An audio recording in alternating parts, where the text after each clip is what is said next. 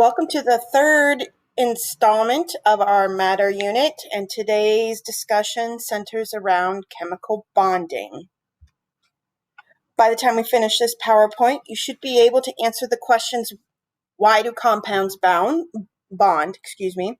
How are valence electrons related to chemical bonds? What is covalent bonding, and what is ionic bonding? So, quick review. These points must be important. We discussed them in the first week. We discussed them again last week, and we're going to look at them again right now. The basic building blocks for all matter is an atom, and an element is a substance consisting of a single type of atom, thinking back to our example last week of gold. When you cut down to that single atom, every atom of gold is consistent of gold atoms.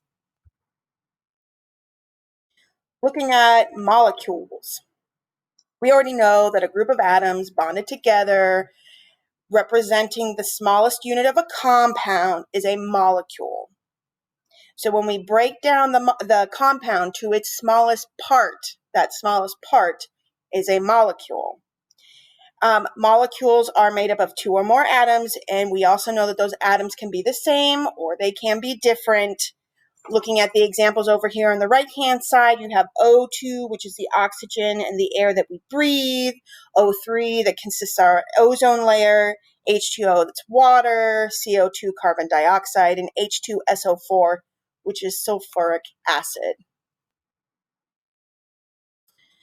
Compounds are formed when different elements bond. We stressed that heavily last week. At least two different elements have bonded together. Some compounds have small structures consisting of just a few atoms, like our water molecules, very simple to draw on the board. If you recall, they look like the Mickey Mouse ears. But other compounds have large and complex structures with thousands of bonded atoms, like the DNA we find in our genes inside our cells. So why do elements bond? What is the point? Well, first of all, we have to understand where they're bonding at. And to do that, we got to back up a little bit and look at the electrons in the outer shells of our Bohr models.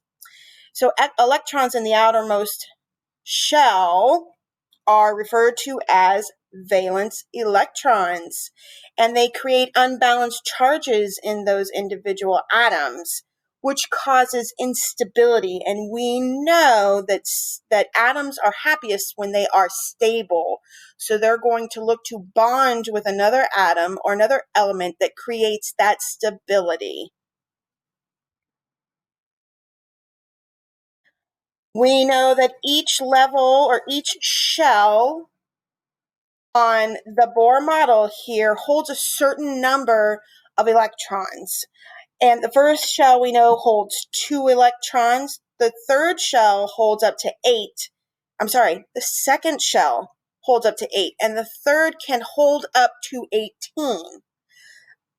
But in order for that atom to be happy and stable, we want it to only be holding 8.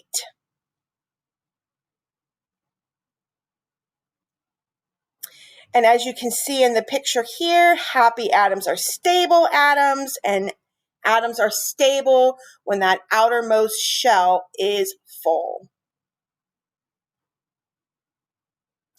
We have two types of chemical bonds that we learned about earlier this year. We have ionic bonds, which is one atom is giving away an electron, the other one is taking that electron. And then we have covalent bonding, which is the sharing of electrons. In a covalent bond, these are formed by sharing electrons. They're not given away, they are sharing. And as you can see in the picture here as it animates, by hydrogen sharing its electrons with oxygen, it's completing the outer ring for oxygen. And it's also completing the outer ring for the hydrogens.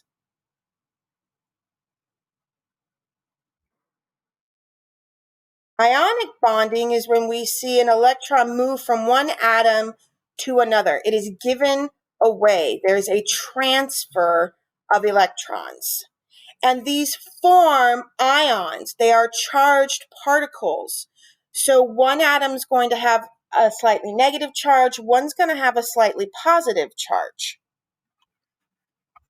As you can see in the animated drawing here, Na is giving away an electron to fluorine, which not only stabilizes the Na, but it also stabilizes the fluorine. Ions of opposite charge attract each other like a magnet. Positive will attract negative. This is another visual for you to look at. This should be familiar. We did this example over and over and over again in class. This is showing us a transfer of electrons that forms ions. Na, or sodium, is giving up an electron and now has more protons than electrons. So Na is going to carry a slightly positive charge. Cl is gaining another electron. So now it has more electrons than it does protons. So it carries a slightly negative charge. And because the Na is positive and the Cl is negative, they attract each other like a magnet. For the video, you'll want to go to the self-paced PowerPoint and click on this and watch it. Until next time.